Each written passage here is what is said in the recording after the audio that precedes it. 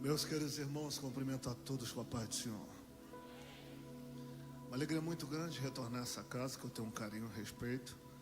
Quero glorificar a Jesus, uma vez mais, pela bondade e o privilégio que Ele me concede de estar de pé para fazer uso e menção do seu santo e poderoso nome. A Jesus toda a honra, toda a glória e todo o louvor. Louvar a Jesus pela vida desse grande amigo, esse paizão, pastor Sandro Faustino, alguém que eu amo, admiro e respeito, que muito me ensinou e faz parte do meu crescimento. Tudo que eu vivo hoje, nesse Brasil aí, eu devo uma parte ao pastor Sandro, que me deu muita oportunidade no meu ministério para poder exercer e me aperfeiçoar naquilo que Deus já tinha em nossas vidas. Gratidão. Pregava 3 vezes na semana, né? Muito obrigado, tá? Senhor, sua esposa, sua casa, todos os líderes que sempre me receberam muito bem. Louvar a Deus pela vida do meu irmão, meu brother, Paulinho Dias. Pastor Paulo, perdoa. Paulinho é para nós, né? Te amo, tá? Conheço o pastor Paulo desde a época que ele tinha cabelo. Faz tempo, né? Ele já teve muito cabelo e liso, tá? Muito. Deus abençoe. Pastor Betinho, acertei? Eu sempre te chamei de Renatinho, você acredita? A esposa. Felipe, Deus abençoe, irmão. Quantos estão desejosos de continuar ouvindo Jesus falar? Diga amém. Irmão, estou com muita vontade de pregar hoje. Você está com vontade de ouvir? Eu estou 4 noites sem dormir. Eu estava lá no Amazonas. Cortei o Rio Negro de barco. Voltei de barco. Tudo que eu queria era dormir, mas eu falei, não, vou ter que entregar o recado de Deus lá hoje. Livro do Êxodo, capítulo de número 3, por favor. Êxodo 3 é o texto base para a nossa interpretação.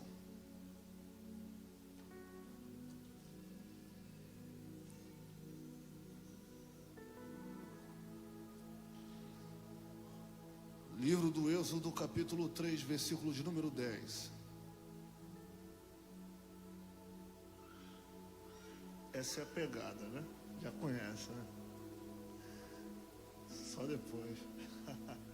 Está escrito: vem agora, pois, eu te enviarei a Faraó para que tires o meu povo, os filhos de Israel, da terra do Egito.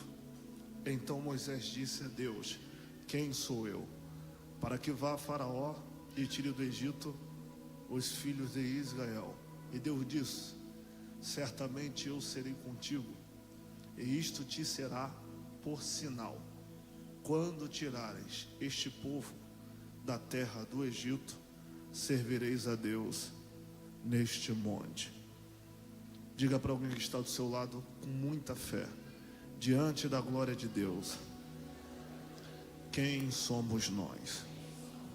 Mais uma vez, diante da glória de Deus, quem somos nós?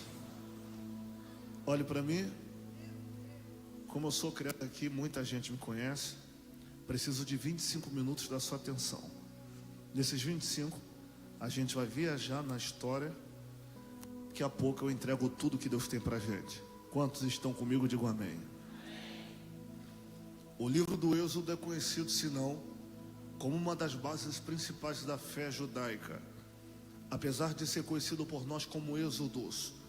Esse termo Êxodos, ele vem da Vulgata Latina, que significa partida ou saída. Apesar de conhecermos como saída, se fôssemos usar essa base transliterária no grego, não teríamos base o suficiente para interpretar o capítulo 3. Até porque quem escreveu esse livro foi o grande patriarca Moisés. Esse termo Êxodo, ele nasceu aproximadamente no ano 285, no período dos raciocínios filosóficos. Depois da morte de Alexandre o Grande, no ano 323, O mundo se tornou bilíngue por causa da expansão greco-romana. E os dois idiomas predominantes no mundo eram o grego e o latim.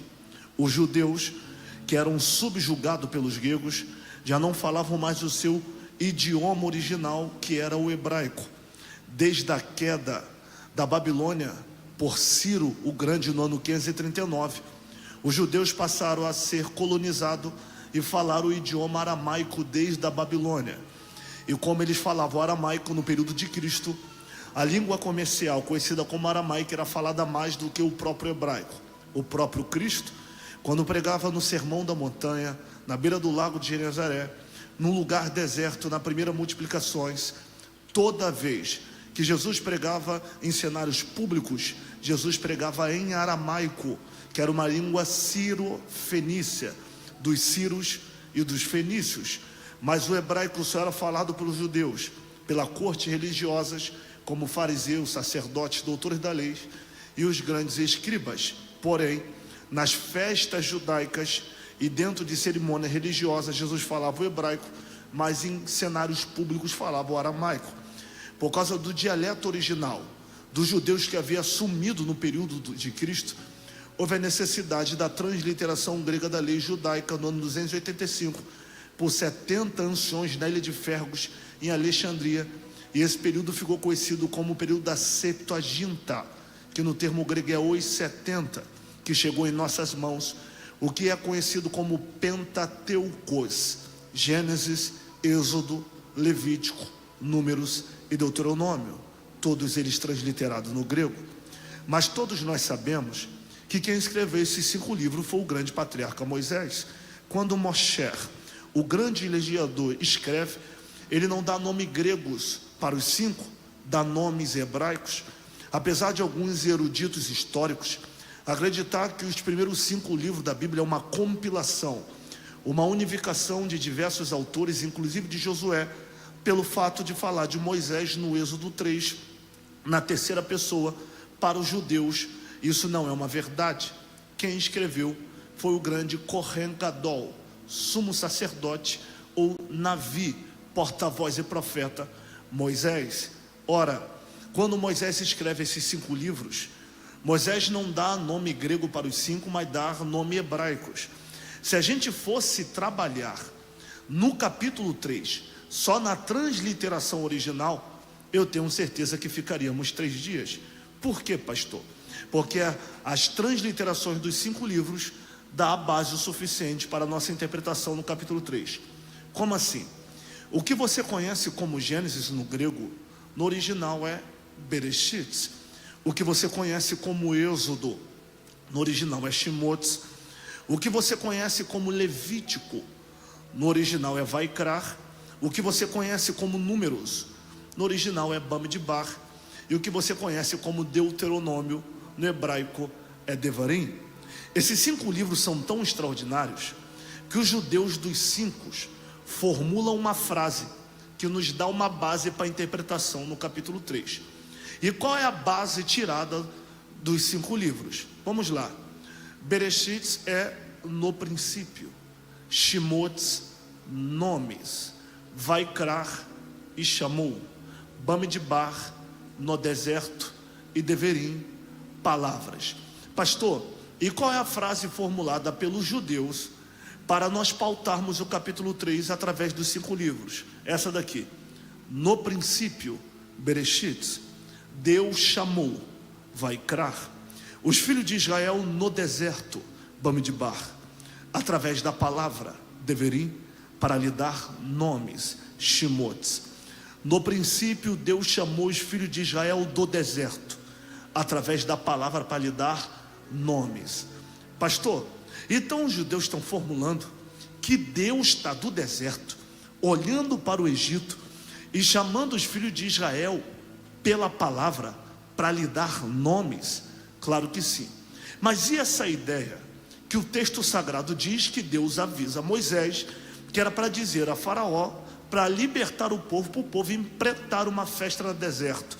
Deus não quer festa no deserto? Claro que não. Primeiro, Deus só manda avisar Faraó para empreitar a festa no deserto, para libertar o povo, porque Deus sabia que Faraó não ia libertar. Tanto que no capítulo 3 Deus diz para Moisés que nem por uma mão forte o faraó libertaria, porque o próprio Deus endureceria. Segundo ponto, a questão de dar festa no deserto é um anzol na boca do peixe faraó, para que faraó fosse cercado pela tarrafa, pelo grande labirinto que Deus abriria para faraó entrar e assim fisgá-lo. Terceiro, por que Deus não quer festa, mas Deus quer nomes? Porque nomes no hebraico é Hashem, e Hashem, que é nomes, significa caráter, currículo e dignidade. Então Deus não quer festa no deserto? Não, Deus quer nome, Hashem, caráter, currículo e dignidade. Por que Deus não quer festa, mas Deus quer dar caráter para o povo do deserto? Porque não adianta eu ir para o deserto dizer que estou com Deus e vou festejar, se eu não tenho caráter para sustentar a festa que presto. Porque tem gente que sabe dar festa, sabe prestar culto, mas não tem caráter para se comportar lá fora do mesmo jeito que se comporta aqui dentro. Isso, segundo o dicionário Aurélia, é conhecido como sofisma. A palavra sofisma no grego significa aparência de verdade, com um fundo mentiroso. É alguém que sabe prestar culto, sabe dar festa, ornamentar a igreja, dançar na igreja, mas quando o culto acaba, não vive lá fora o culto que entrega aqui dentro. É Deus dizendo: o que adianta cantar como hebreu, bailar como hebreu, pregar como hebreu, dirigir culto como hebreu, mas lá fora viver como egípcio, falar como egípcio e se comportar como egípcio? Não adianta ter uma vida de verdade aqui dentro, se lá fora você desprega tudo que se comporta do lado de dentro. O que eu quero é Hashem, nome, caráter e currículo. É por isso que Deus vai fazer o povo rodar no deserto durante 40 anos, porque não faz sentido Deus quer festa no deserto e segurar o povo durante 40 anos. Por que não faz sentido? Porque o povo seria deteriorizado no deserto e no final dos 40 anos, os 2 milhões de hebreus que entraram morreria e só entraria a nova geração, incluindo Josué e Caleb. Que festa é essa que mata? Que festa é essa assassina? Deus não quer festa? Não. Deus quer caráter e currículo. Nem que para isso Ele rode contigo 40 anos no deserto. Pastor, por que Deus tem que rodar 40 anos para transformar o nome e o caráter, a dignidade? Porque para transformar caráter leva tempo. Pastor, para transformar caráter leva tempo? Claro que leva. É por isso que tu conhece gente que tem saia no pé e a língua vai junto com a saia no pé. É por isso que tu conhece gente que tem gravata no pescoço e é caluniador, adúltero, profano, e mesmo assim não tira o microfone na mão. Porque a gente tem por base estereótipo que a pessoa tem um caráter daquilo que mostra na frente dos outros, mas na verdade o nosso caráter, ele é mostrado no comportamento oculto quando ninguém vê. É Deus dizendo: como leva tempo, eu vou te lapidar no deserto. Por que o Senhor vai me lapidar? Porque ainda que seja na marra, eu vou arrancar esse Egito de dentro de vocês. Vai doer, mas vai curar. Ainda que seja na marra, eu vou arrancar esse Egito. Nem que eu te mato no deserto, mas na minha terra você não entra com o egípcio escondido. Nem que eu te mate no deserto é hoje, mas na minha terra você não entra com o egípcio escondido. A pergunta que não quer calar, pastor: por que Deus está com tanta pressa, Paulinho, de libertar o povo da terra do Egito? O povo vai sair da terra do Egito meia-noite numa escuridão, com a nuvem cobrindo o faraó. Por que essa pressa? Porque no relógio de Deus já havia batido meia-noite para a promessa que Deus fez a Abraão. Lógico, a libertação egípcia é uma promessa abraâmica? Claro que é. Aonde está escrito? No ano de 1882 a.C., exatamente em Gênesis 15, Deus desce para Abraão na tenda e diz: eu sou o teu escudo, é o Shaddai, o teu grandíssimo galardão. Saia da tenda, olha para o céu, conte as estrelas, se é que pode contar, assim será a tua descendência. Primeiro, eu estou renovando a promessa contigo, Abraão, mas não vim para isso. Eu renovo porque conheço a sua aflição. Pela idade longínqua que você tem, você acha que vai morrer sem que a promessa se cumpra. Então cada palavra e argumento que eu tenho contigo, eu tenho que renovar para te mostrar que eu sou contigo. Mas o meu propósito aqui em Gênesis 15 é outro. Aonde? Te falar como será a sua descendência. Versículo 13: a sua semente será aflita em uma terra que não é deles. serão afligidos e humilhados por 400 anos. Isso aqui dói demais. Por quê? Porque esse termo aflição no hebraico é Yisurim. Yisurim, que é aflição, significa machucar a alma até fazer a carne sangrar. Pastor, por que a aflição, que é Yisurim, é machucar a alma até fazer a carne sangrar? É porque na filosofia atual, exegeticamente, esse termo aflição é conhecido como depressão. Então esse negócio de machucar a alma até fazer a carne sangrar é um fato depressivo? Claro que é. E qual é a prova? Pergunta a sua amiga. Que amiga? Aquela que casou com alguém que prometeu amor, fazer feliz e cuidar. Mas depois que começou a conviver dentro de 4 paredes, a história mudou. A história mudou por quê?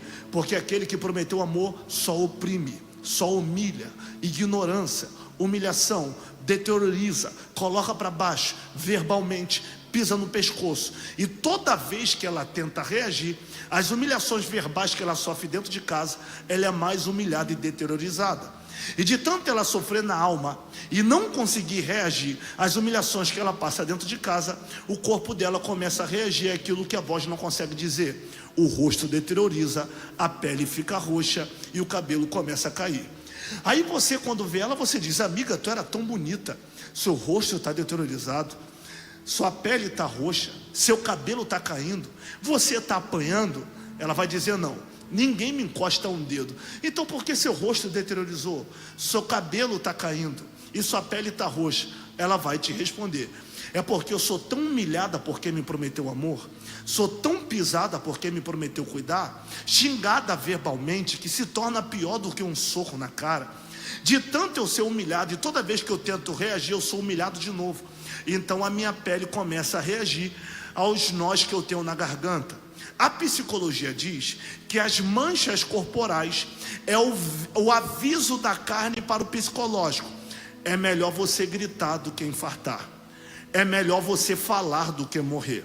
É melhor botar para fora do que morrer sufocada por uma palavra que não é sua.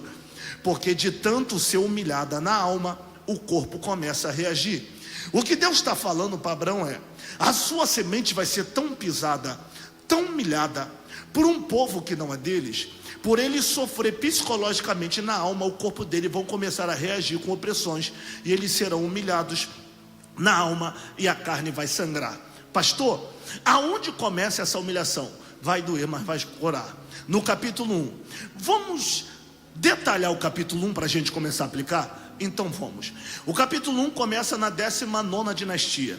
Por que 19ª dinastia? Porque Paulinho, pastor Sandro, a 18ª dinastia caiu. O termo Egito é oriundo de Mizraim. Mizraim é o filho de Noé. O termo Mizraim no hebraico é 2 Egitos. O Egito era dividido em 2 partes, alta e baixa. A alta era dominada por Amoses I, o faraó legítimo. A parte baixa, em Avaris, era dominado pelos Ixos, os reis pastores aliados de José, que começaram a crescer com a exportação da economia e da agronomia no Egito. Mas só que o sangue azul, o Alto Egito, expulsa o baixo, mas não coloca para fora José.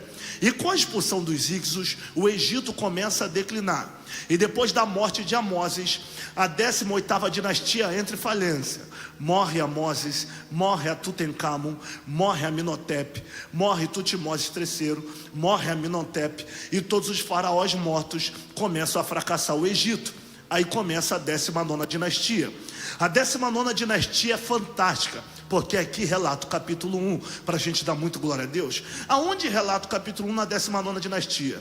O Dr. John Bright, na página 256 da história de Israel, diz que o primeiro faraó da 19ª dinastia é conhecido como Ramsés I. Os adeptos não me batam, por favor. Pastor, por que os adeptos não batam no senhor? Porque Ramsés I, o primeiro faraó da 19ª dinastia, parece com o nosso atual presidente. Por que Ramsés I parece com o atual presidente? Que tem coroa, mas não tem realeza. Tem trono, mas não tem governo.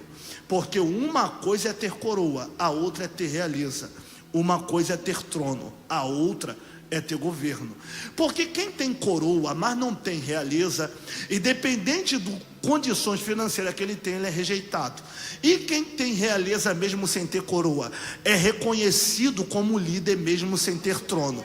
Então, como ele tem coroa, mas não tem realeza, ele começa a fracassar no Egito, coloca seu filho como faraó em seu lugar. Quando o texto começa, e surgiu um novo rei no Egito, que não conhecia José, esse rei é o filho de Ramsés I. Qual é o nome dele? John Bright diz que é Sete I. Por que Ramsés coloca o nome do filho de Sete? É porque ele cresceu no templo da divindade Sete. Você conhece de egiptologia? Na egiptologia, o deus Sete é o deus do caos, o deus da guerra, o deus da inveja, o deus da queima, do trovão e da terra seca. Vamos viajar só um pouquinho na história. Quem é Sete? Sete é filho de Ra. Quando Ra foi governar o sol, na mitologia egípcia, governar o dia e a noite, a terra estava ameaçada. Existia uma serpente Amope que queria engolir o planeta Terra. Enquanto isso, Ra governava o dia e a noite e expulsava a serpente.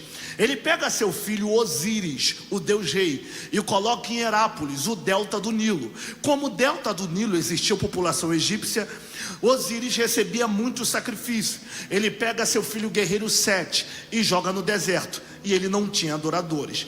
Mesmo sendo Sete um guerreiro, ele fica conhecido como Deus da inveja, do caos e da terra seca. Por que Deus da inveja? Porque Sete se perguntava: por que meu irmão recebe adoração no Alto Egito e eu fico no deserto abandonado na seca e ninguém me adora? Com inveja de Osíris, no dia do aniversário de Osíris, Sete arma um presente. Na hora de entregar para Osíris, ele prega o irmão, mata o irmão, esquarteja o irmão e espalha o corpo no Nilo. Então ele ficou conhecido como Deus da inveja.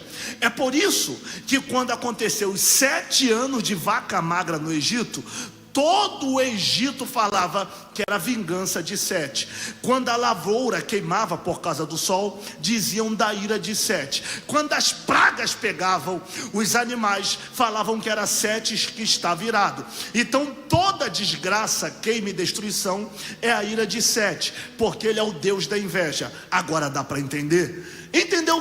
Porque o texto começa: surgiu o rei no Egito que não conhece a José. Por que o texto diz que ele não conhece José? Porque Faraó tem um caráter de um Deus invejoso. Você lembra que eu disse que o termo nome é Hashem, caráter, currículo? Então o nome que ele tem é o caráter, a personalidade que ele carrega. Então o pai dele coloca o nome do filho no caráter de um Deus invejoso. E ele tem uma inveja tão grande dos hebreus que o texto começa dizendo que ele não conhece a José. Eu não sei se alguém vai ter força para dar glória aí, mas lá vai. Pastor, ele conhece a José muito bem. Então prova que ele conhece o José muito bem. Vamos lá. A Bíblia diz que da casa de José entra 70 no Egito. O comentarista Wisby, na literatura Pentateuco, ele diz que de 20 anos para cima são 600 mil hebreus, homens, fora mulheres, crianças e anciões, batendo 2 milhões de hebreus no Egito. Como Faraó Sete diz que não conhece a José, se ele olha para o palácio, vê rosto de José. Olha para a lavoura, rosto de José. Olha para os comércios, vê o rosto de José, porque o rosto dos hebreus estampava a face de José. Agora, para onde ele olha tem hebreu, como ele diz que não conhece José.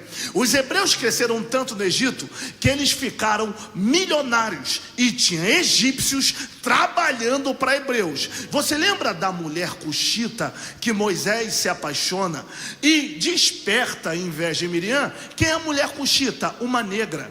Os escravos mais caros dentro do Egito eram negros, por causa da durabilidade do trabalho e do corpo que durava mais tempo, e por causa da força. Tinha hebreus tendo escravos negros, que era caríssimo dentro do Egito. Para onde olha, vê 2 milhões de hebreus. Então por que ele diz que não conhece a José, se ele sabe muito bem quem é José? É simples, porque a cultura do Egito é essa: todos que se destacam, todos todos que são engrandecidos dentro do Egito têm que ser eternizados nas pirâmides, e o nome deles não pode ser apagado. Eu sei que essa igreja Céus Abertos é uma igreja de muitos estudiosos, e eu tenho certeza que alguém já percebeu essa estranheza. Que estranheza? Se você procurar em qualquer livro de arqueologia egípcia, não tem histórias de hebreus dentro do Egito. Só tem história de hebreus dentro do Egito na Bíblia e livros concernentes à Bíblia Sagrada. É por isso que, para arqueólogos, a história de Moisés é um mito, porque não tem história de hebreu no Egito. Por quê? Por causa de Sete. Sete odiava tanto esse povo que ele quer apagar o povo hebreu da história, porque se ele fingir que não conhece, não é registrado. Se não é registrado, após a morte será apagado. Então é melhor fingir que não conhece do que dar ibope para quem está crescendo. Vamos lá que vai doer. É melhor fingir que não conhece do que dar ibope para quem está crescendo. Prova, pastor, versículo 9: usemos de sabedoria para com os hebreus, porque eles são mais poderosos do que nós. Esse termo usemos sabedoria no original é ravá, e ravá é: olhe com cuidado, trate com cautela, pise em ovos com eles. Ué, Faraó, primeiro tu diz que não conhece, depois manda ter cuidado porque são poderosos. Por que tu diz que não conhece e depois tu manda ter cuidado? É porque eles são tão poderosos na terra, mas tão poderosos na terra, porque na primeira oportunidade que eles tiverem de conquistar, eles vão conquistar, porque eles são territorialistas, porque conquistar sobre eles é diferente. Então pega aqui, usemos de sabedoria, porque eles são mais poderosos. Aí o servo de Faraó olha para Faraó e diz: Faraó, se ele é mais poderoso do que o senhor e se tornou uma ameaça para o Egito, por que tu bota os hebreus para fora? Por que tu não expulsa os hebreus do Egito? Por que não faz que nem os íxios foram colocar para fora? Aí Faraó diz: eu quero colocar para fora, mas não posso. Eu odeio, mas não posso expulsar. Minha vontade é matar, mas não dá para botar para fora. Se tu odeia esse povo, por que tu não pode botar para fora? Aí o texto diz: porque eles são poderosos na terra. Como assim poderosos na terra? É porque desde José, do governo de José, os hebreus cuidavam do PIB financeiro, da lavoura, da exportação, compra e venda. Ou seja, o Egito está milionário por causa dos hebreus. Cuidam da lavoura, cuida dos gados, cuida da exportação, cuida da compra e venda. Ou seja, eu odeio, quero matar, minha vontade é desaparecer com ele. Então por que você não faz? Porque sem ele a gente não cresce, sem eles a gente não anda, sem eles o Egito não vai. E aqui que está a raiva. Já que não dá para expulsar, a gente vai ter que aturar por causa das qualidades que ele tem. Cá para nós, o Egito sabe quem você é, sabe das obras da sua mão, sabe o quanto Deus é na tua vida. Então por que não bota você para fora? Porque a sua qualidade para eles vale mais do que quem você é. Não pegou? Aí Faraó diz: já que não dá para expulsar, vamos oprimir ele na terra. O termo opressão exegeticamente significa invalidar o trabalho de quem trabalha com excelência. Lá vai. Opressão significa invalidar o trabalho de quem trabalha com excelência. Você conhece esse tipo de gente que é apaixonado em invalidar o trabalho dos outros? Nada tá bom, tudo coloca defeito, não elogia nada do que tu faz e na primeira oportunidade critica. Quer ver? Vamos lá.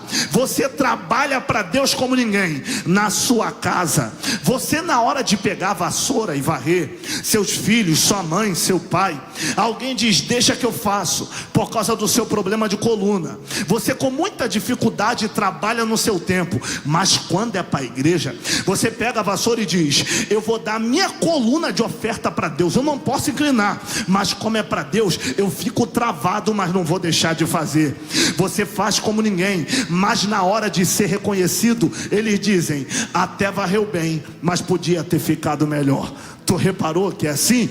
Você faz cantina para a igreja. Na sua casa, você faz a receita que tem em mente. E quando é para a casa de Deus, tu olha a receita nova no Google, no TikTok, no Instagram, no YouTube. Você faz o melhor. Na hora de ser reconhecido, ele diz: até cozinhou bem, mas poderia ter cozinhado melhor. E sabe o que mata a gente na unha? É que nada do que a gente faz tá bom, mas não mete a mão para fazer melhor do que a gente. Se o que a gente faz não tá bom, por que tu não mete a mão? Porque o intuito não é reclamar do que você faz. O intuito é te reclamar de você, para te deteriorizar por dentro, para você desistir do que está fazendo. Eu vou repetir porque alguém lá atrás pegou. O intuito não é falar das obras das suas mãos. O intuito é colocar defeito no que você faz, para te deteriorizar, te diminuir por dentro, para você desistir do que está fazendo, ao ponto de pensar do que você faz de melhor não é o suficiente para você. Como assim, pastor? Ele diz: vamos reclamar, sempre colocar defeito. Não reparou? Tu prega 1h30, prega como ninguém, mas o primeiro verbo errado, o que adianta? Pregou bem, mas errou naquela palavra. Pegou bem, mas falhou ali. Porque o intuito não é reclamar da mensagem. Eles reclamam da mensagem para te diminuir por dentro, para você desistir da pregação. Mas a raiva deles é que tu não faz para agradar Faraó, tu não faz para agradar o Egito. Alguém pegou de pé? Tu não faz para agradar a corte de Faraó, tu faz porque tu tem chamada. Aí Faraó diz: tô reclamando, tô humilhando, tô colocando defeito, mas eles não param de crescer. Por que eles não param de crescer? Porque o problema não está no microfone. O problema é que tem um óleo na cabeça deles que não deixa eles parar de falar. Eles querem arrancar o microfone, leva para casa. O que não vão conseguir tirar é o óleo que está na tua cabeça, que te motiva a fazer.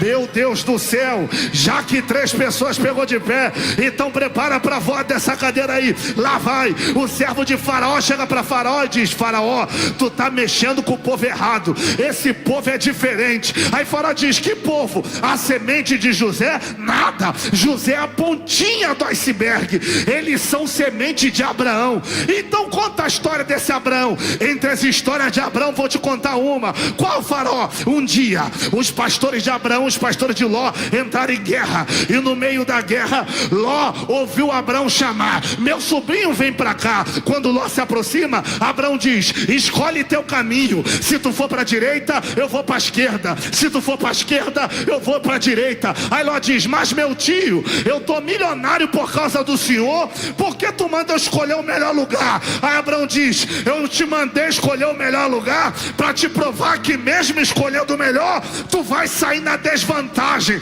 Por que eu vou sair na desvantagem? Porque a bênção não está no lugar, a bênção está em mim. 3, 4, 5, 6, 7, 8, 9. Já que 10 pessoas pegou de pé, lá vai. A bênção não está no lugar, a bênção está em mim. Quem tem a bênção de Deus na vida não briga por cadeira, não briga por oportunidade, não briga por porta. Quer cadeira, leva para casa e senta nela. Quer microfone, eu compro um novo para você. O óleo na minha cabeça vale mais do que a oportunidade. Levante as 2 mãos para cima, levante as 2 mãos para cima. O Deus que te chamou não vai deixar o Egito denegrir aquilo que o céu tem para você. Se Nova Iguaçu não reconhece, Deus te leva para São Paulo. Se São Paulo não te quer, Deus te leva para os Estados Unidos. O que não vai faltar lugar para você crescer. Quem te chamou é quem te levanta. Eu não sei quem vai pegar isso de pé, mas eu vou profetizar: antes do final do ano, Deus vai tirar a tua família do Egito de cabeça erguida. Eu vou repetir. Antes do final do ano, Deus vai tirar a tua família de cabeça erguida, e você vai gritar que nem José. O que José disse? Quando a gente sai daqui, não deixa nem a minha unha nesse lugar. Eu e a minha casa serviremos ao Senhor, ao Senhor, ao Senhor. Cadê os céus abertos? Abra a boca!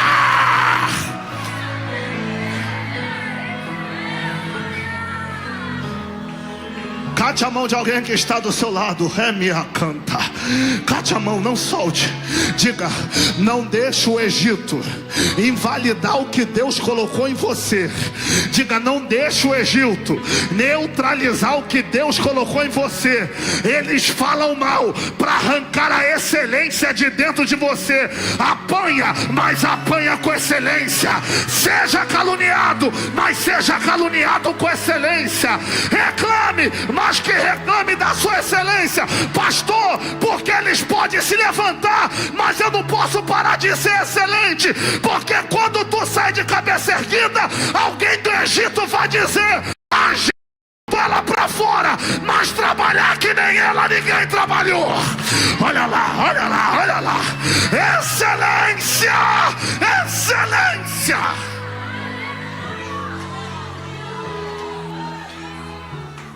Olha, tá acabando meu tempo já?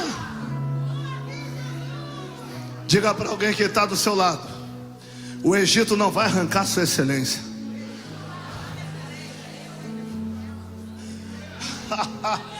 Meu Deus, eu vou pular lá embaixo hoje. Cansaço foi embora. O Egito não vai arrancar a sua excelência. Olha para mim, pau vai quebrar, hein? Pau vai quebrar com força. Olha para mim. Faraó diz: a gente oprime, a gente humilha. Já sei como destruí-los. Como? Vamos tocar na semente deles. Se for menino, mate. Se for menina, deixe viver. Sifrá e Puá, vocês são as parteiras mais excelentes desse Egito. Olhe com cuidado. Se você vê nascendo menino, mate. Mas se vê menina, deixe viver. Sifrá e Puá responde: Faraó, tu tá achando que as hebreias como as egípcias?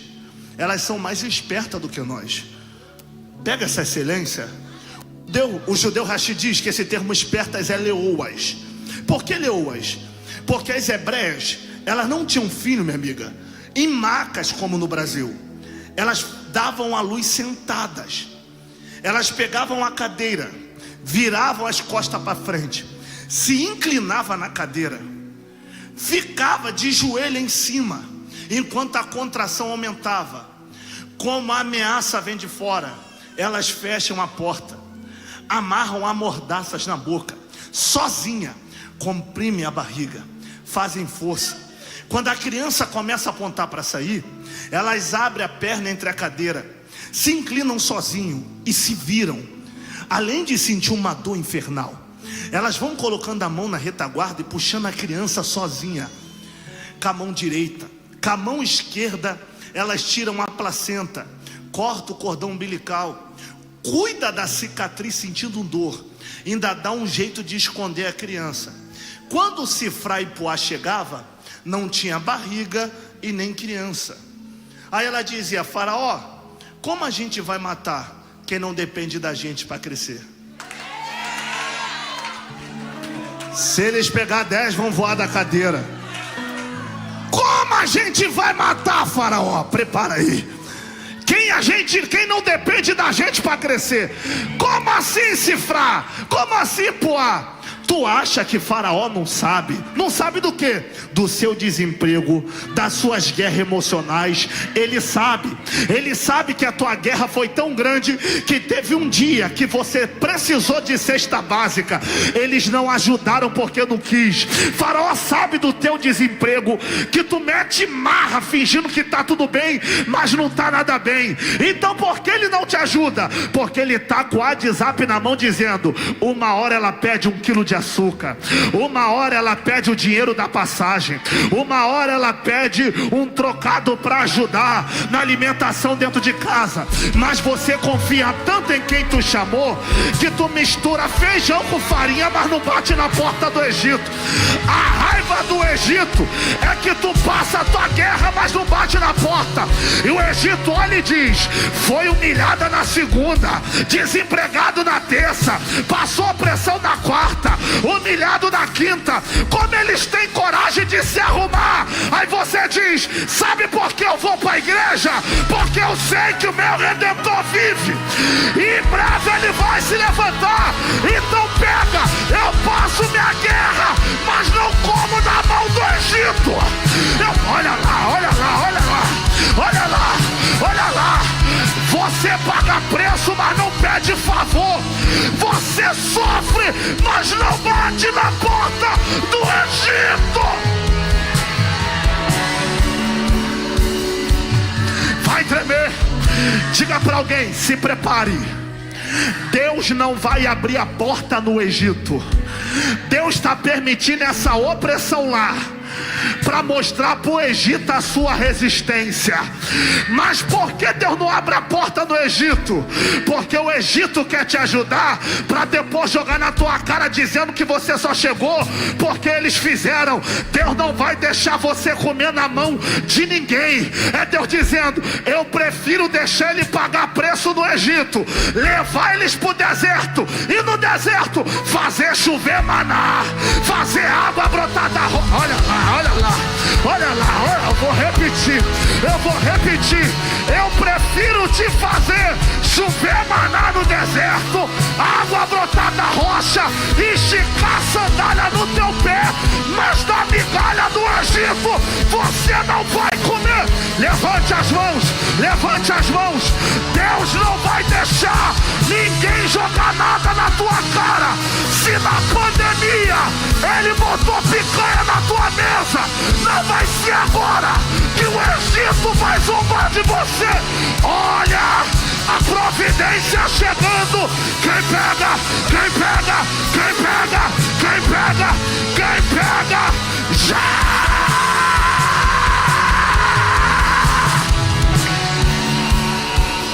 Vou dar 30 segundos para você adorar, só 30.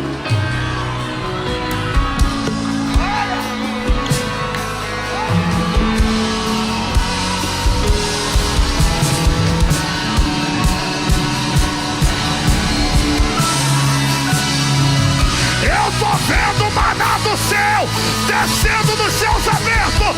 Se prepare, amanhã, quinta-feira, vai chover pão na sua porta. Ele não vai deixar faltar.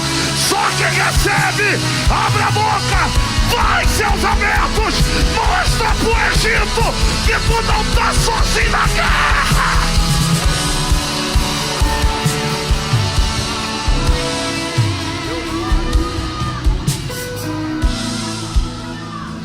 Anaia. Vou correr lá embaixo, Paulinho. Eles não estão acreditando em mim. Temia. Me come na raia. Dá um alerta para alguém que está do teu lado, com permissão do pastor. Segura a mão de alguém e diga: segura a tua onda.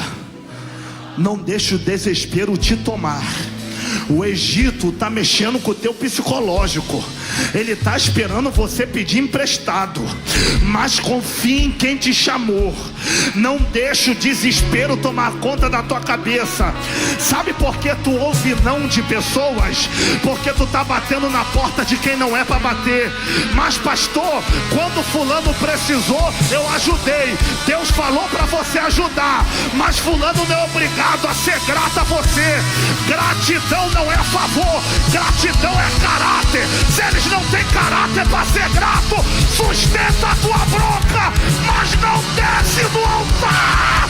Sustenta, sustenta, sustenta. Eu vou pular. Levante as mãos para cima, céus abertos. Não é sobre eles que não ajuda, é sobre você que não vai mudar por causa deles. O meu caráter ninguém muda. Pega! Eu vou dar 10 segundos. Eu vou profetizar em 10. Eu quero ver quem vai pegar. 9. No lugar da vergonha, Deus vai te dando pra honra. 8. A glória da última casa é maior do que a primeira. 7. Toda ferramenta preparada contra ti não prosperará. 6. O Egito vai cair. 5. Olha a tua família atravessando o mar. 4, prepara o tamborim para gritar: só o Senhor é Deus. 3, olha o livramento, livramento, livramento, livramento, livramento. Vai, céus abertos. Já!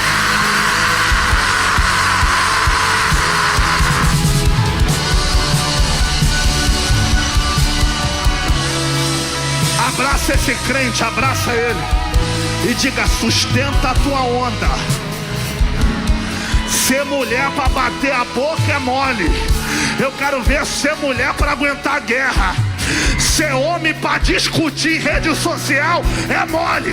Eu quero ver ser homem para sustentar a guerra. Aguenta! O Egito que tu vê hoje, tu nunca mais vai ver. Nunca mais! Olha lá! Olha lá!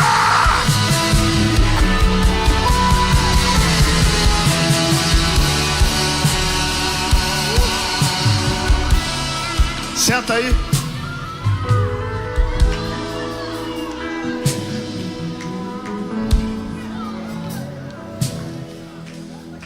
Escuta aqui pra mim. Senão não encerro hoje, porque eu só prego no capítulo 3. Anaia. Céu tá aqui. Me dê só retorno, amigo. Olhe pra mim, me encara. Faraó diz: vamos tocar na semente. Se Faraó diz: como a gente vai matar que não depende da gente para crescer? No meio da ameaça do Egito, Anrão casa com Joquebede. Por que Anrão casou com Joquebede? Eu acho que você não sabia essa. Sabe por que ele casa com Joquebede? Porque Faraó muda a estratégia. Diz: se for menina, afogue no Nilo. Baixinho. Se for menina, deixe viver. Por que manda afogar no Nilo? Porque para os egípcios o Nilo é sagrado, o portal das divindades. Tanto que no Egito se manifestava um deus conhecido como Sobek, o deus crocodilo da fertilidade. E se manifestava Osíris, o deus da planície e da fertilidade, filho de Ra.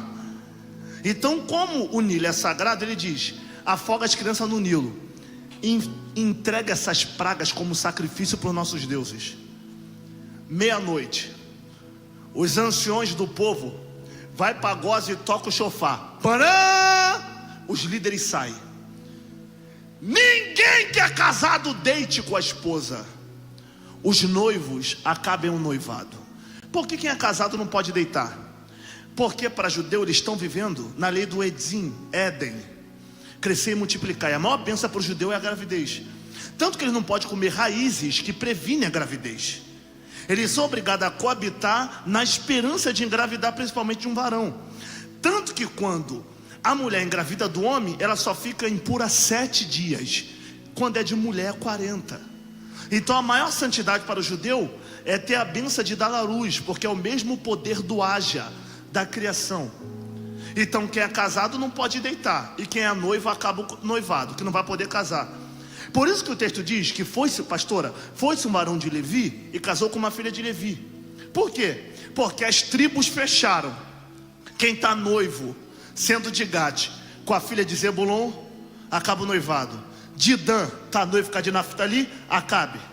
De Benjamim, está noivo com a de Judá, acabe. Todo mundo fecha. Aí vem Anrão, capítulo 6, verso 20 do Êxodo, e casa com a própria tia Joquebede.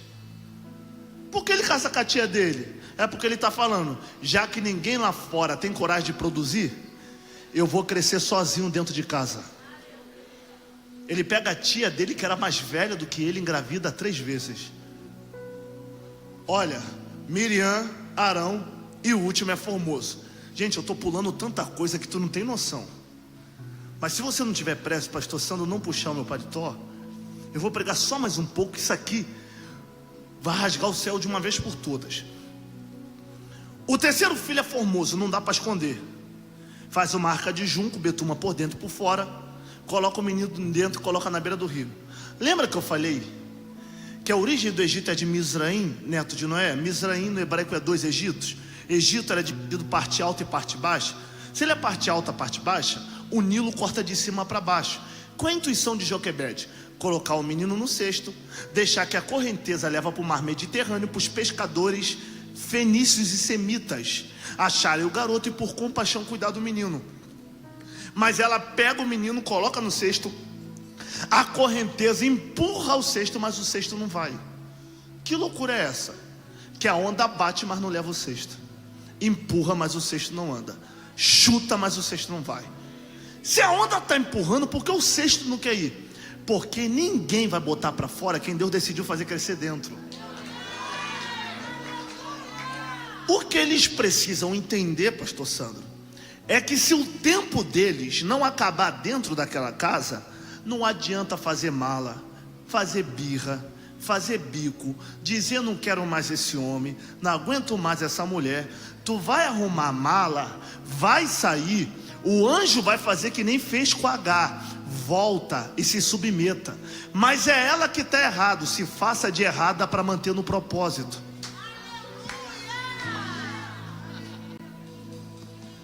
Miriam vê que a correnteza está empurrando, eu preciso correr.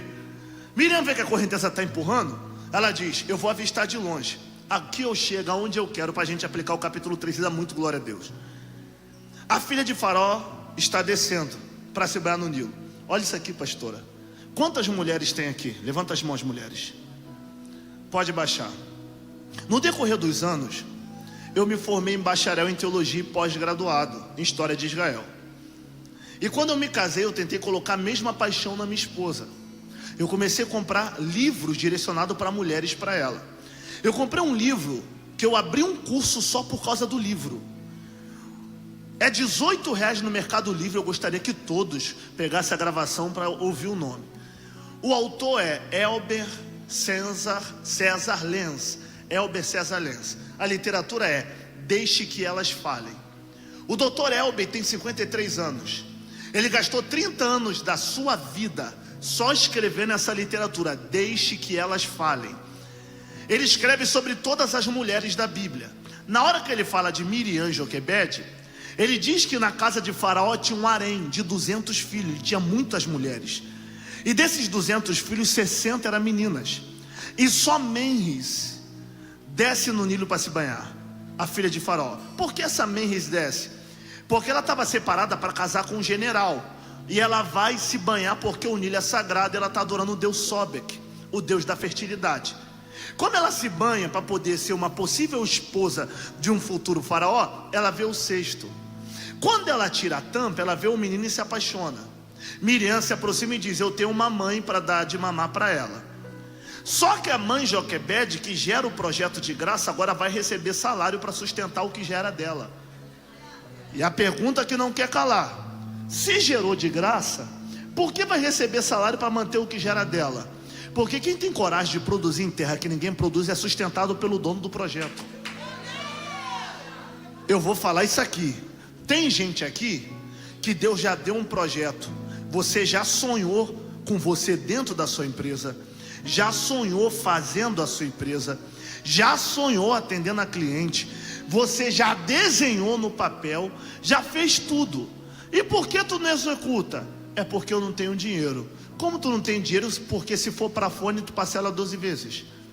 Se for para iPhone tu parcela 24 vezes. Se a geladeira queimar, como é emergente, você dá um jeito, pede cartão emprestado para fazer. Porque para as suas prioridades você faz, mas para o seu sonho você sempre deixa para depois. Nunca te faltou dinheiro, o que te faltou foi prioridade. Porque para o que você quer você dá o jeito. Mas para aquilo que Deus já te deu para você realizar, que vai produzir emprego para muita gente, tu não tem coragem de meter as caras. Quando a filha de Faraó entrega e paga salário, o garoto chega na fase de 15 anos, olhe para mim, me encara. Quando o garoto chega na fase de 15 anos, o texto diz que a filha de Faraó vem buscar e coloca o nome do menino de Moisés. O nome do menino de? Só disso que eu precisava para interpretar o capítulo 3. Me ouça em um minuto. Todos nós que interpretamos o nome de Moisés, pastor, nós interpretamos como, olha isso aqui, Paulinho, não esqueçam disso, como tirado das águas. Pastor, está errado? Não, mas só que tem um problema, não tem nada a ver com a vida de Moisés. Por que tirado das águas não tem nada a ver com a vida de Moisés? Porque o termo Mosher no hebraico é tirado das águas, mas quem colocou o nome dele foi a filha de Faraó, a egípcia. Então a gente não pode interpretar no hebraico que foi uma egípcia que deu o nome, porque o sentido nunca foi hebreu, sempre foi egípcio. O que ela quis dizer quando colocou o nome dele de Moisés? É porque no egípcio Moisés é Moses. E o que é Moses? Gerado de. Você sabia que o nome Moisés é o nome mais normal na casa de Faraó? Prova, pastor. Qual é o nome do pai de Sete? Ramsés. Ramsés vem de dois verbos egípcios, Ra e Moses. Moses, Ra. Ra, Moisés, gerado do Deus Ra. Antes de Ramsés teve Tutmoses, Tot, Moses, Tot, Moisés, Moisés, Tot, gerado do Deus Tot. Então por que ela coloca o nome do filho de gerado? Porque é sentença de morte de crianças. E ela precisa mostrar para o pai dela que o menino não é dos hebreus. Então o que ela diz? Foi gerado. Gerado de quem? Do Deus do Nilo. Foi o Deus do Nilo que me deu. Faraó fica todo bobo. Olhe para mim. Faraó fica todo bobo e diz: então já que ele foi gerado do Deus do Nilo, ele tem que ter o Hashem, o nome com o caráter da divindade. Que divindade era o caráter de Moisés? Pastor, você arruma 2 seguranças para ir embora daqui? Arruma. O senhor é um? Porque vai ter jovem querendo me bater depois da agora. Qual é o caráter que o senhor quer colocar ele? O Deus do Nilo, ou o Deus do Egito. Que Deus? Está na Bíblia? Tá. Aonde? Atos 7, 22.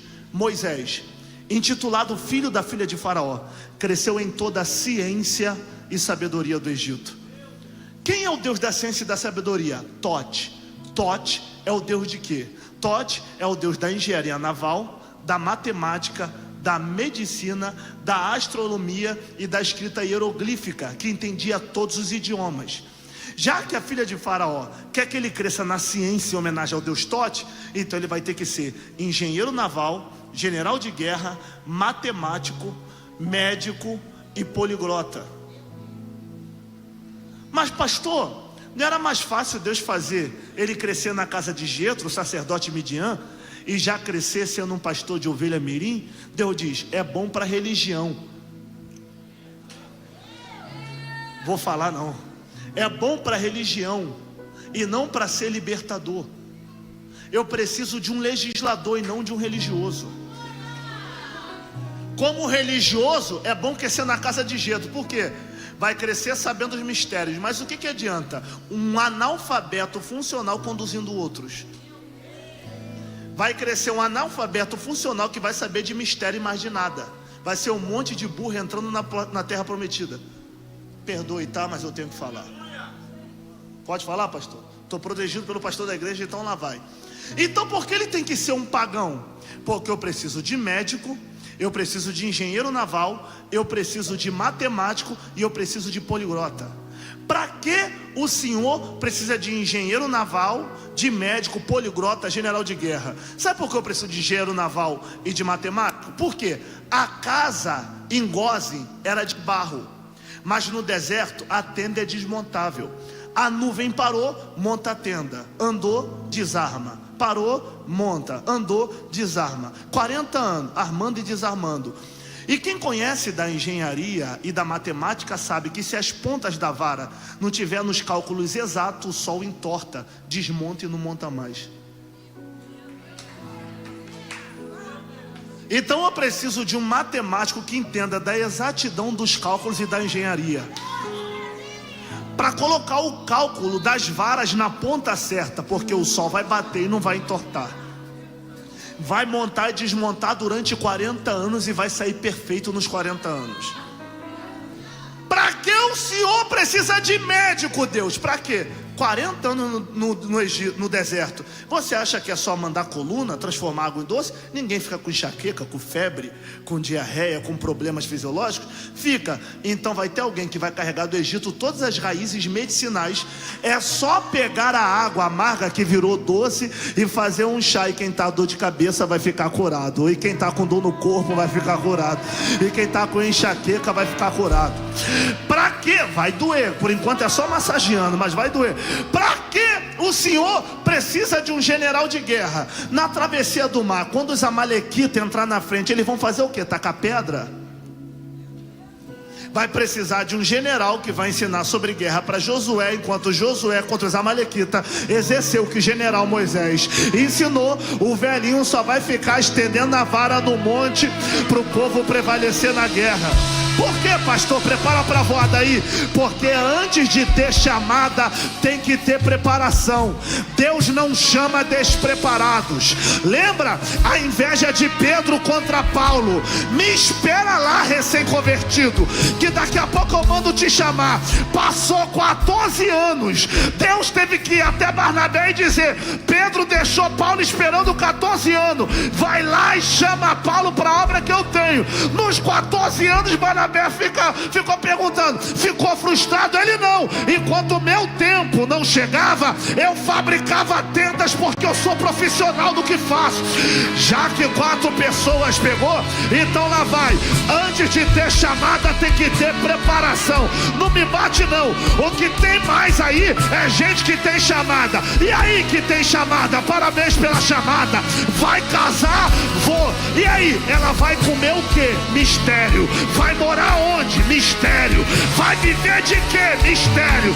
Vai dormir aonde? Mistério. Aí o divórcio chega, o diabo tá furioso. Mentira. Foi você que não se preparou para dar o melhor para tua família. Não joga na conta do diabo. Responsabilidade que é sua. Nessa hora ninguém fica de pé, né? Mas lá vai. É Deus dizendo: primeiro se prepara e depois exerce. Porque quando a tua hora chegar, tu não vai comer de esmola. Tu vai estar preparado. Ai, meu Deus do céu. Diga para alguém: se prepare. Na hora certa ele te chama. Enquanto o teu tempo não chega, estuda mesmo, trabalha mesmo, desenvolva mesmo, para não ser pesado a ninguém.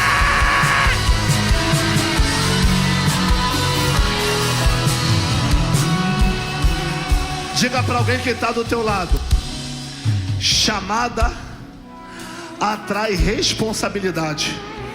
Enquanto o teu tempo não chega, se prepara. Para quando Deus te chamar, tu está preparado. Prepara para a voada que vai tremer. O texto diz que Deus olha e diz: agora que eu tenho um médico, olha Paulinho, tu que está de pé comigo, agora que eu tenho um médico, matemático, engenheiro naval, poliglota, um cientista, tá na hora de eu me manifestar a ele. Como? Mas eu preciso de um último atributo. Ele vê um hebreu sendo maltratado por egípcio, mata o egípcio e esconde na areia. Ao esconder na areia, ele tem a ideia brilhante de fugir, e ele vai para Midian. Aí Deus diz: agora ele está no caminho de onde eu quero.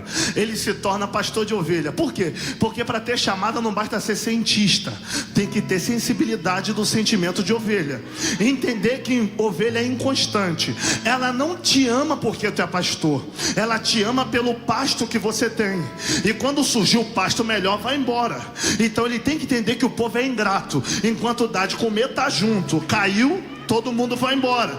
Então ele tem que entender que de vez em quando, para a ovelha não ir embora, tem que ter cheiro do pastor. E como tem cheiro do pastor, quebra a pata traseira, pata dianteira e diz: tu não é dona do próprio nariz, se vira. Vendo que ela não consegue andar sozinha, bota ela nos ombros e cuida dela com cheiro. Aí Deus diz: agora eu tenho matemático, cientista, médico, general de guerra, e também tenho um pastor de ovelha que entende sentimento. Já que está o útil unido ao agradável, tá na hora de me encontrar com ele. Aonde? E apacentava Moisés o rebanho de Jetro. Agora que eu ia começar a pregar, mas eu encerro. E apacentava Moisés o rebanho de Jetro, seu sogro, sacerdote Midian, e veio até Horebe, monte de Deus. Vamos lá, céus abertos. Olha isso aqui, irmã, para quem tá de pé comigo. Veio até Horebe, monte de mais alto, Horebe, monte de mais alto, Horebe, monte de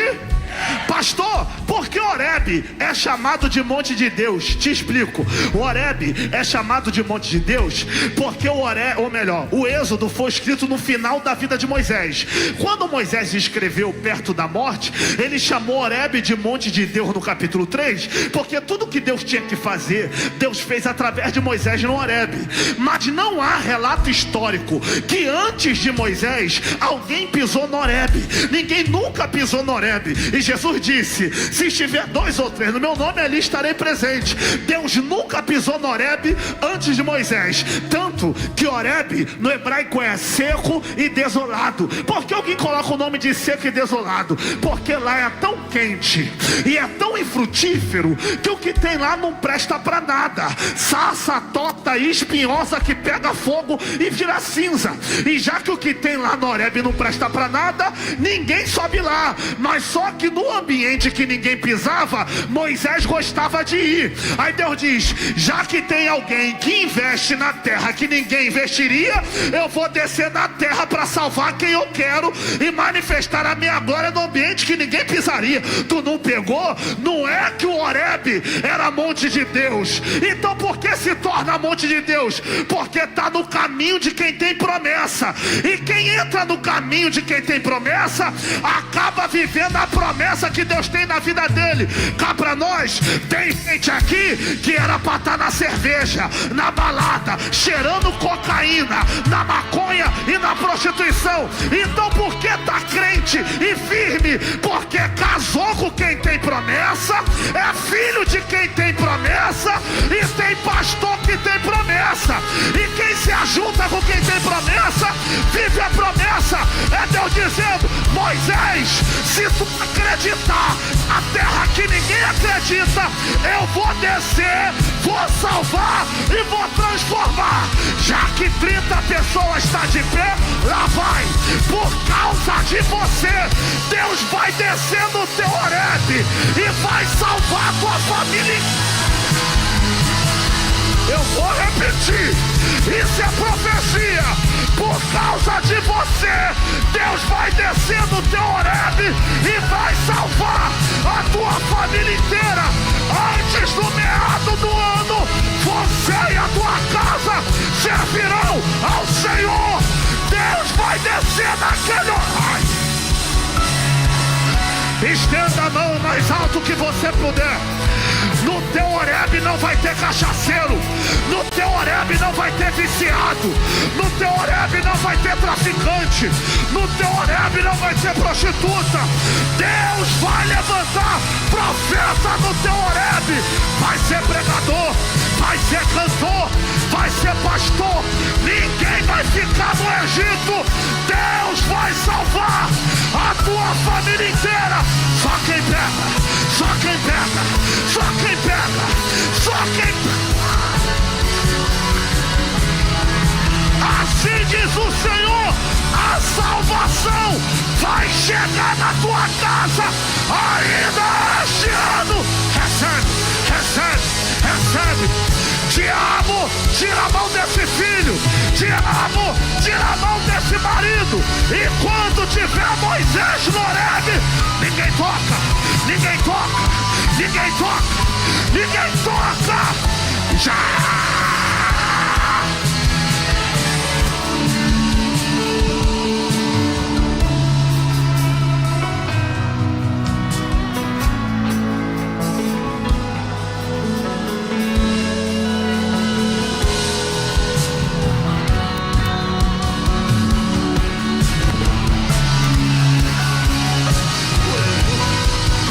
Diga para alguém que está do teu lado: não saia do teu Horebe. Independente da dificuldade, Deus vai visitar o teu Horebe por causa de você. Senta aí, 5 minutos. É a última, pastor Santo. 5.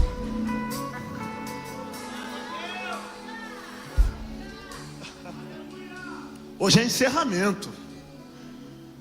Só ouça isso aqui. Eu vou pular muitas coisas. Tem uma coisa que eu não queria pular. Tem uma coisa que eu não queria pular, mas eu vou ter que pular, pastora. E a pastora vai dar um sorrisão quando eu entregar essa parte aqui. Qual é a parte? Deus acaba de falar com Moisés, ele vai para casa. Diz: Jetro, o Deus que tu me apresentou se manifestou na sarça.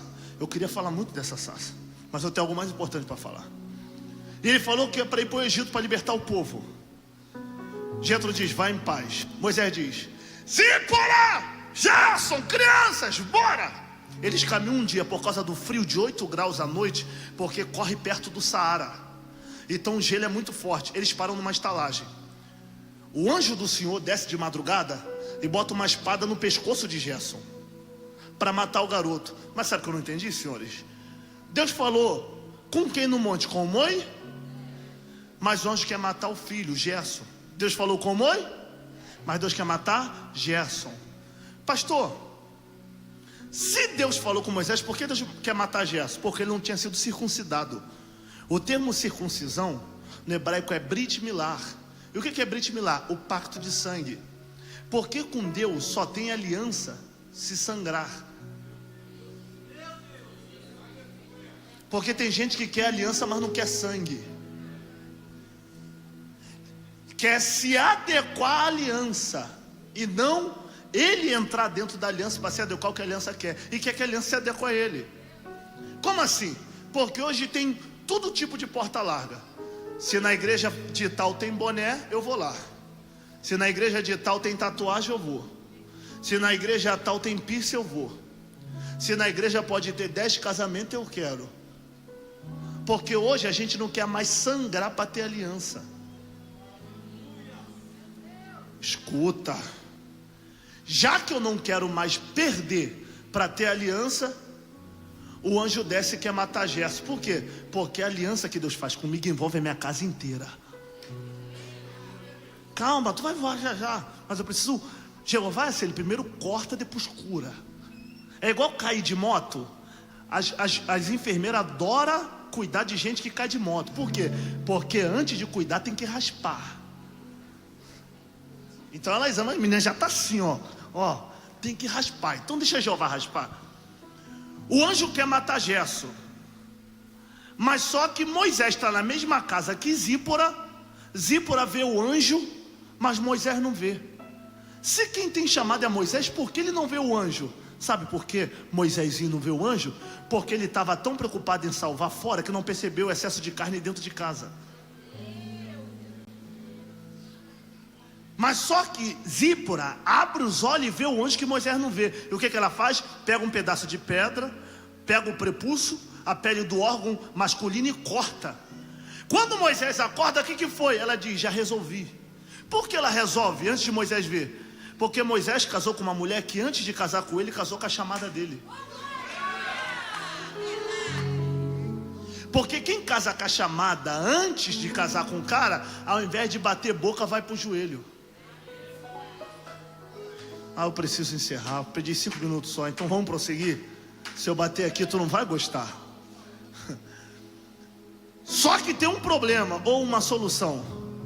Quando Deus chama Moisés no monte, Deus diz: eu estou vendo atentamente a aflição do meu povo, e estou te levantando para libertar o meu povo, para levar para a terra que manda leite e mel, terra do Eveu, do Jebuseu, do Ferezeu, do Eteu. Aí Moisés diz: vai me levantar? Vou. Mas só que tem um porém, Jeová. Qual é o porém, Moisés? Lá no Egito tudo tem nome. Como assim? Lá tem Ra, o deus do sol, do dia e da noite. Lá tem Sete, o deus do caos. Lá tem Osíris, da fertilidade. Sobek, deus do Nilo. Lá tem Horus, o olho de Horus, o guardião. Lá tem Anubis, o deus do submundo. Lá tem Ísis, a deusa mãe, a deusa da fertilidade. Lá tudo tem nome. Então deixa eu te perguntar, qual é o teu nome?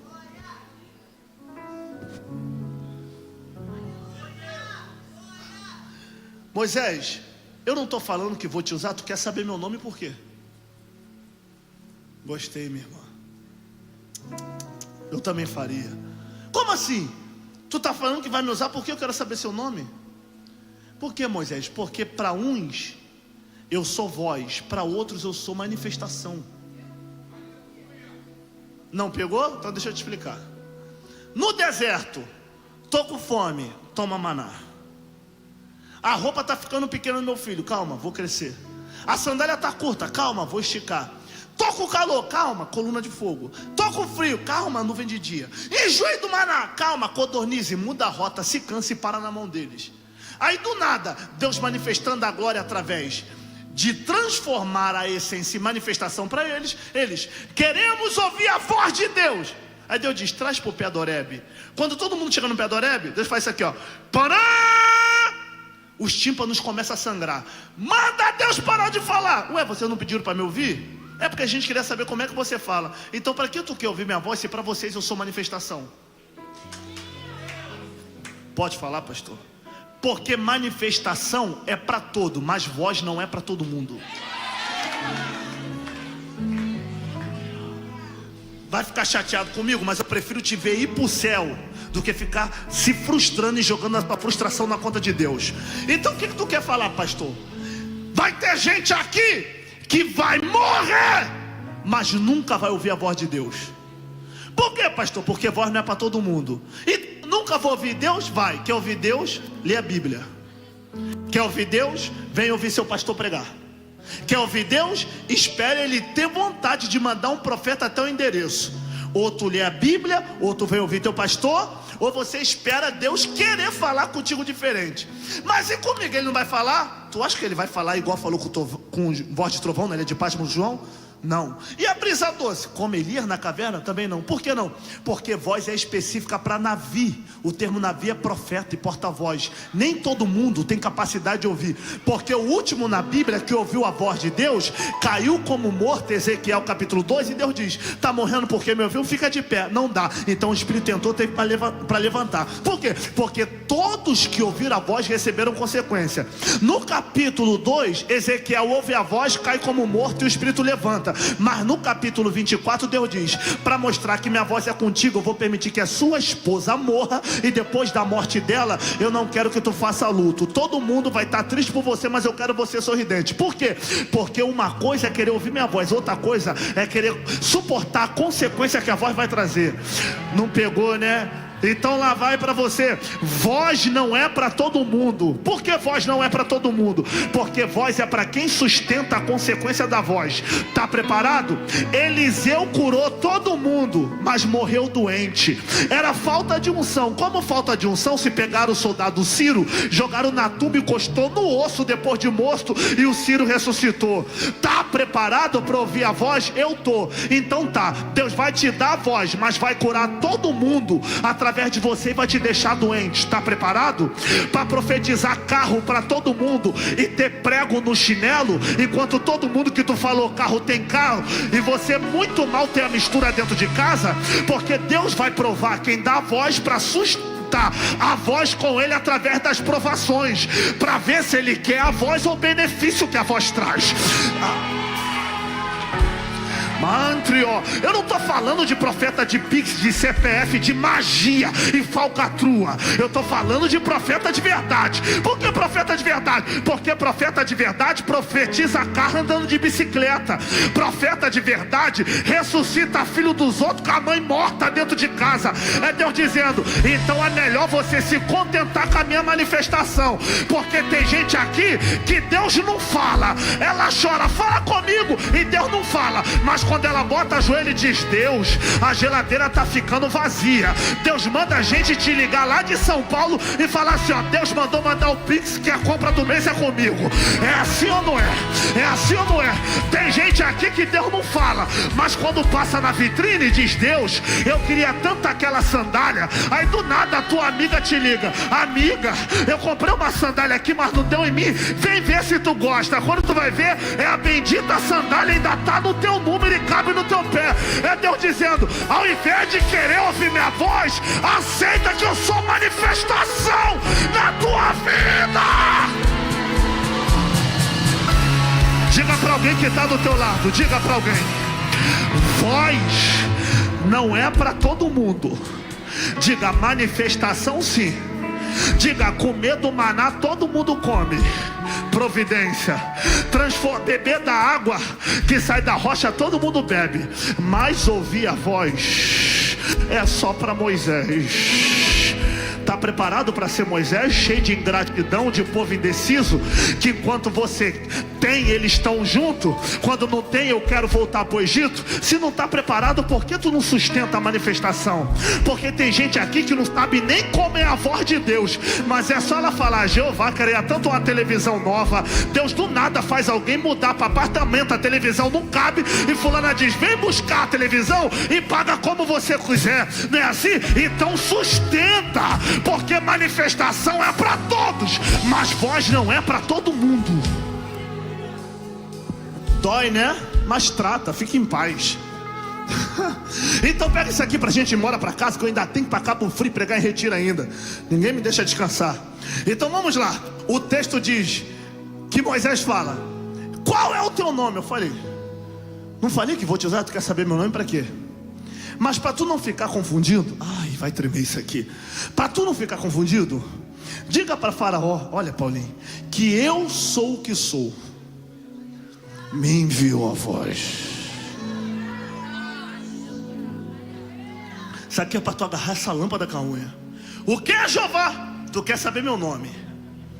Mas eu vou te dizer uma coisa: a abreviação do que eu sou conhecido, não o meu nome, por enquanto não. Então qual é? Diga para Faraó que o eu sou o que sou, me enviou a voz. Você lembra que no início da mensagem eu falei que a nossa Bíblia é a transliteração grega da lei judaica? Então eu sou o que sou está no grego. Então como Deus falou com Moisés em hebraico, então o que é eu sou o que sou em hebraico? Erier, aser, erier. E o que é erier, aser, erier? O comentarista Moody diz que erier, aser, erier é um artigo indefinido. Ele não tem uma definição completa. Quanto mais eu interpreto, mais significado eu tenho dentro dos adjetivos. Como assim? Então não é eu sou o que sou? Não, não é só isso. É mais o que? Eu sou o que sou, serei o que serei, sou o que serei, serei o que sou o que é, sou o que há, serei o que haverá, sou o que vem, sou o que vai, sou o que existe, sou o que quiser, sou o que será. É Deus dizendo: para que tu quer saber meu nome, se eu já sou tudo o que você precisa? Pegou fraco, vou dar mais uma chance. Pra que tu quer saber meu nome, se eu já sou tudo o que você precisa? Como assim? Para quem está com fome, eu sou pão. Para quem está doente, eu sou médico. Para quem está com sede, eu sou água. Eles gostam que eu interpreto, pastor Sandro. Por isso que eles deixam para pegar com força no final. Então vai. Segura aí, baterista. Primeiro fica de boca aberta, para depois dar glória. Então lá vai. Pastor, ele é Deus? Não. Pastor, ele não é Deus? Não. Por que não? Porque essa cultura grega, Deus é um adjetivo humano que a humanidade encontrou para adorar alguém. Tanto que existe muitos deuses. Mas o meu Deus é com D maiúsculo. Então você está dizendo que uma letra maiúscula define o seu Deus? Então ele não é Deus? Não! Isso vem dos gregos. Por que ele não é Deus? Sabe por quê ele não é Deus? Porque num monte Moisés diz: já atravessamos o mar, Miriam já tocou, o povo está no pé. Então me revela teu nome. Aí Deus diz: meu nome é Iavé. E o que é Iavé? Significa ele é. Então ele é Deus? Não. Por que ele não é Deus? Porque antes de ser Deus, o ele é vem na frente. Ele é o que? Tudo o que você precisa dentro do que você está vivendo. Paulinho, os judeus não chamam eles de Deus, chamam eles dos adjetivos que estão vivendo. Quer ver? Quando ele entra no meio da guerra para trazer paz, dizem: Jeová Shalom, a minha paz. Quando o que estava faltando vem, Jeová Jireh, o Deus que provê. Quando ele confirma a minha história, Mispa, a minha pedra de esquina. Não foi? Então vamos lá. Na Bíblia, para cada um, ele é a situação que o mesmo está vivendo. E quem está vivendo dá o nome segundo a situação que ele está dentro. Não foi, né? Já que tem gente pegando de pé, então lá vai. Para Adão, ele é conhecido como a árvore da vida. Você vai ver, mas não pode tocar. Para Caim, ele é o sangue que fala: o sangue do teu irmão subiu até mim. Lá vai. Para Noé, ele é a arca do livramento. Para Abraão, ele é aquele que provê para si o cordeiro. Para Isaac, ele é a fonte de água no vale. Para Jacó, é o varão no val de Jaboque. Para José, é o Deus dos sonhos. Para Moisés, é a sarça que queima e não se consome. Para o povo, ele é o maná. Por que para o povo ele é maná? Porque maná significa o que é isso. Então por que ele é o que é isso? Porque o povo vai comer dele 40 anos e de tanto comer eles não vão conseguir decifrar. Porque quanto mais eu mergulho em Deus, menos eu sei quem ele é na sua infinitude. E para Josué, ele é o derrubador de muralhas. Para Sansão, ele é a queixada de jumento que mata 1000. Para Ruth, é o remidor. Para Davi, é o bom pastor que nada falta. Para Salomão, ele é a rosa de Saron e o lírio dos vales. Para Isaías, ele está no alto e sublime trono. Para Elias, o redemoinho de fogo. Para Eliseu, a carruagem de fogo. Para Jeremias, o Deus da olaria. Para Ezequiel, o Senhor do vale. Para Jonas, o grande peixe que engole o rebelde. Para Joel, sangue, fogo e coluna de fumaça. Para Zacarias, tem 7 olhos como chama de fogo. Agora a igreja pega. E para Ageu, a glória da última casa, que vai ser maior do que a primeira. Agora tu pega mais ainda. E para João Batista, o Cordeiro de Deus que tira o pecado do mundo. Para Mateus, o leão da tribo de Judá. Para Marcos, o caminho, a verdade e a vida. Para João na ilha de Patmos, o Alfa, o Ômega, o princípio e o fim. O pastor Sandro Faustino, aquele que breve voltará para buscar a igreja e para a igreja. Maranata, ora vem, vem, vem. Ele é a tua cura, ele é teu salvador, ele é teu redentor. Para uns ele tirou do pagode, para outros tirou da cocaína, para outros tirou da prostituição, para outros ressuscitou, para outros curou do câncer, para outros curou da AIDS. Para cada um ele é o que quiser.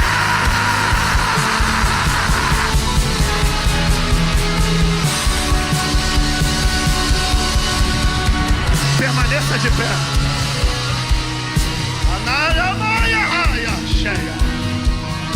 Acalama cheia.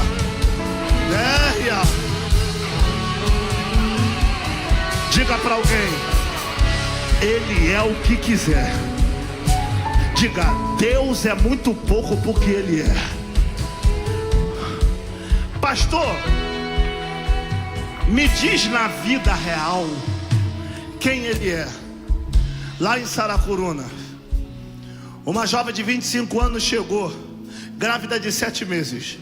Falou pro médico: médico, faz 2 dias que meu filho não mexe. O médico fez a ultrassom e disse: a criança está morta. Na quinta-feira é a coleta, vem. Ela foi pro Monte do Azeite em Santa Cruz da Serra, botou o joelho e disse: Deus, quem prometeu foi o Senhor. Enquanto essa criança não chutar, eu não saio daqui. Ela orou de 8h30 da noite até 6 da manhã. A família dela: vamos para casa, Deus sabe de todas as coisas, vai tirar outra criança. Às vezes a criança podia nascer doente, não é um propósito. Ela disse: quem me prometeu foi Deus. Quando foi 6h45 da manhã, a criança deu um chute que ela entrou em contração. Quando ela foi para o médico levada às pressas, o mesmo médico auxiliou porque entrou em parto prematuro. O médico pegou a criança chorando e diz: se eu vi morta dentro de você, como é que está chorando nas minhas mãos? Aí a moça gritou: porque o Ele é a ressurreição me visitou.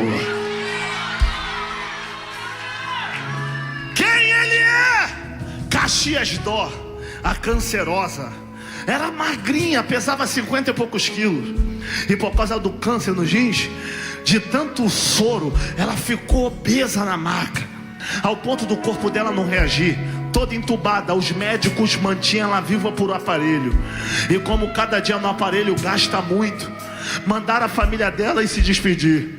A família dela foi lá se despedir e diz: Deus, receba ela em seus braços. Ela no subconsciente, ainda acordada, antes do médico desligar os aparelhos, ela disse: Senhor, eu estou te ouvindo, deixa eu provar que o céu é real. Me tira daqui com vida, que eu vou te pregar o teu nome eternamente. No outro dia, meio-dia, o aparelho ia ser desligado. Quando bateu 7h30 da manhã, o líquido começou a vazar, a escorrer. Ela voltou para o peso normal. Os glóbulos sanguíneos que estavam mortos começaram a reagir. As células voltaram para o lugar. Ela abriu o olho. Os médicos chorando, tirou o tubo dela. Quando tirou, disse: como tu está viva se eu te vi morrer? Ela disse: porque o Ele é a cura e a ressurreição entrou nessa madrugada. Ele é. Quem Ele é? Pergunta para a esposa que está sem comer dentro de casa porque o marido pega todo o salário e vai cheirar de cocaína. Deus visitou o complexo do lixão.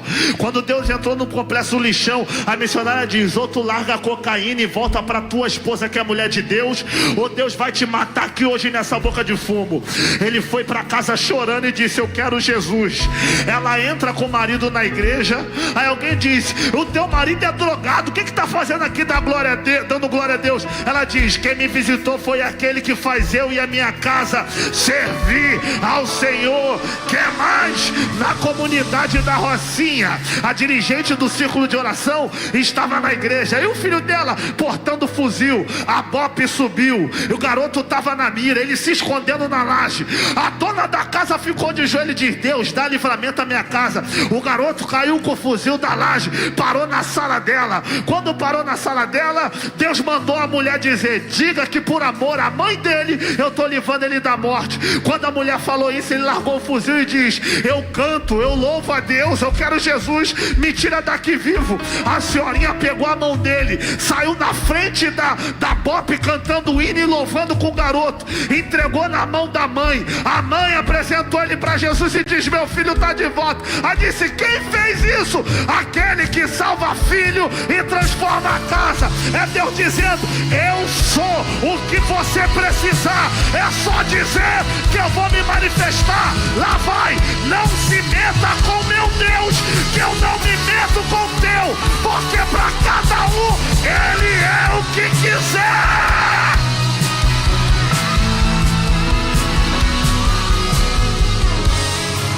Para uns Ele tira do baile, para outros tira da cocaína, para outras tira do adultério, para outros da prostituição. Para cada um Ele se manifesta como quer. E eu vou fazer uma pergunta porque meu tempo esgotou. Aquele que te chamou no Horebe desceu nos céus abertos e está dizendo: cadê o primeiro Moisés que vai voltar para minha casa agora?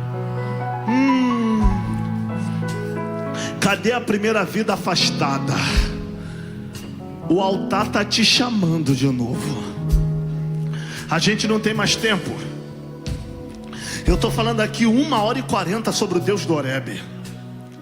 O Deus que desce no ambiente improvável para salvar, por amor ao Moisés que não desistiu de você. Tem gente aqui que só está viva porque tem joelhos que se ajoelham no Horebe e diz: Deus, não deixe o diabo levar. E a palavra de Deus para a tua vida é: a oportunidade eu estou te dando agora. Anacalamacheia. Cadê a primeira vida afastada? E eu entrego o microfone a quem é de direito. O céu me manda te dizer que está te dando mais uma oportunidade. Cadê a primeira vida? Cadê a primeira vida? A gente vai encerrar agora. Se tiver alguém afastado aí, levante as suas mãos. Eu quero te conhecer, seja na galeria ou aqui embaixo. Tem alguém? Faça assim. Se tiver alguém afastado, quem está enxergando aí melhor do que eu, me ajude. A gente encerra agora. Todos são salvos? Tem alguém aqui? Quem? Você? Ouviu tanto Deus falar contigo face a face? Tu sabe que só Ele pode mudar essa história que tu está vivendo, né, filho?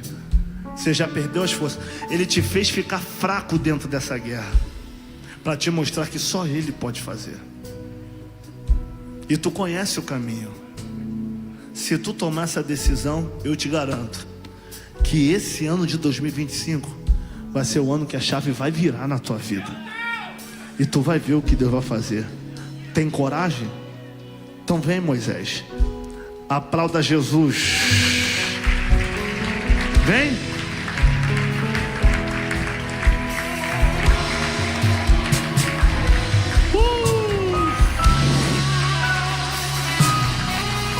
Ela está afastada também? Ela está afastada. É a mãe dela? Tua amiga? Está afastada, moça? Você está? Ouviu falar do Deus do Horebe? Posso dizer uma coisa, gente? É porque há muito tempo eu não venho aqui. Aí dá vontade de pregar um ano e um dia só. Não dá. Não dá. Mas aqui eu só queria terminar lá na praga, mas não dá. Escuta, quando Deus fala a Moisés, eu te levantei, ele diz, levanta outro, não sou eu. O texto diz que a ira de Deus se acende. A ira de Deus a ira de Deus não se acendeu quando ele estava com sandália. A ira de Deus não se acendeu quando ele matou o egípcio. Por quê? A ira de Deus se acende quando ele fala, levanta outro. Porque quando ele falou, levanta outro, ele está falando para Deus que Deus errou na escolha que fez. E Deus não erra na escolha que faz. Pastor, mas eu pequei tanto. Ele sabia de cada detalhe dos seus erros. Entre 2 bilhões de embriões, ele te escolheu e sabia da tua consequência de pecados. Mas só que ele tinha uma ciência. Qual é a ciência que ele tem? Que nenhum pecado teu é mais valioso do que as vidas que você vai salvar através do teu testemunho.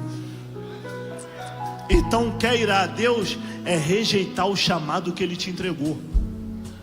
Me desculpe falar, vai ter gente aqui que não vai pregar como eu, mas vai ter gente aqui que com um abraço vai salvar mais do que 1 hora de pregação minha. Porque tem gente que Deus chamou para pregar, e tem outro que Deus chamou para abraçar. Lembra daquele dia que Deus colocou aquela pessoa na tua cabeça a semana toda? Fulano não sai da minha cabeça, será que ela está falando mal de mim? Quando tu descobriu, fulano estava morta. Aí tu diz, mas Deus me colocou fulano a semana toda na cabeça. É, porque ele te mandou lá para tu dar uma palavra para salvar ela antes de se matar. Mas você é tão orgulhosa que se não vir até você, você não vai atrás.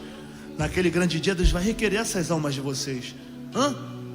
Teu salário é X, sempre sobra Y, agora sobrou 300 a mais. Mas você serve tanto a mamon, que esse 300 a mais era Deus colocando a mais para você abençoar alguém que está sem comer dentro de casa. Mas os 300 a mais tu comprou logo uma roupa nova, é bênção de Deus. Às vezes a sua pregação vai ser aquela cesta que você vai levar.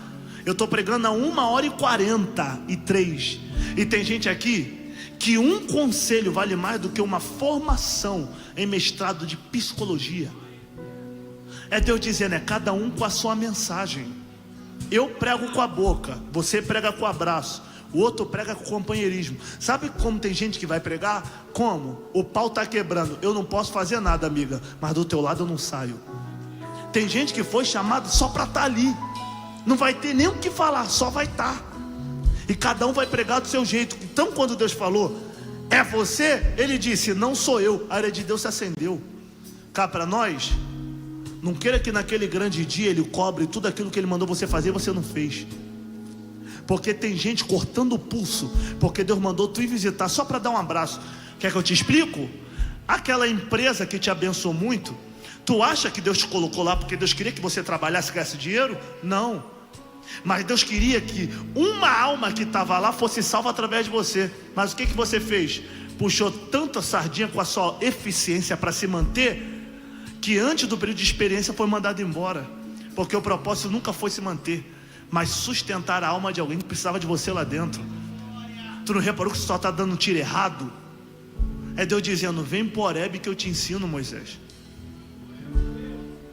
E aí, moça? Vai vir ou vai continuar na guerra, quebrando a cara? Aplauda Jesus. É isso. Você também? Aplauda Jesus. Jesus me disse que tem 10, faltam 7. Mas a escolha não é minha, a decisão é sua. E aí, tem coragem de mudar de vida? e entender que a tua vida nunca mais vai ser a mesma depois dessa chamada? Cadê a quarta vida? Deus está te quebrando todo, cara. Tu está perdendo tudo. Porta não abre, relacionamentos dando errado. É Deus dizendo: Moisés, enquanto não for da minha vontade, não vai dar certo. E você está batendo cabeça. Tem gente aqui que Deus chamou para casamento e ele quer ser ficante. Como assim ficante? Frequentador de culto, porque ficante só se arruma para ver o ficante.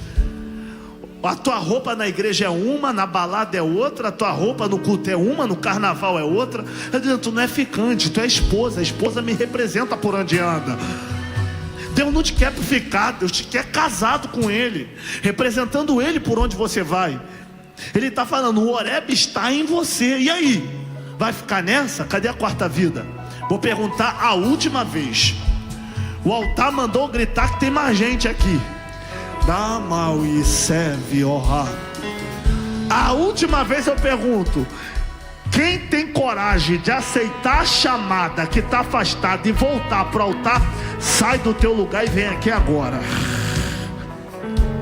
Agora. Ninguém? Que Deus te deu a próxima oportunidade. Ora por eles, pastor Sandro. Ora por eles, 3. Aplauda Jesus.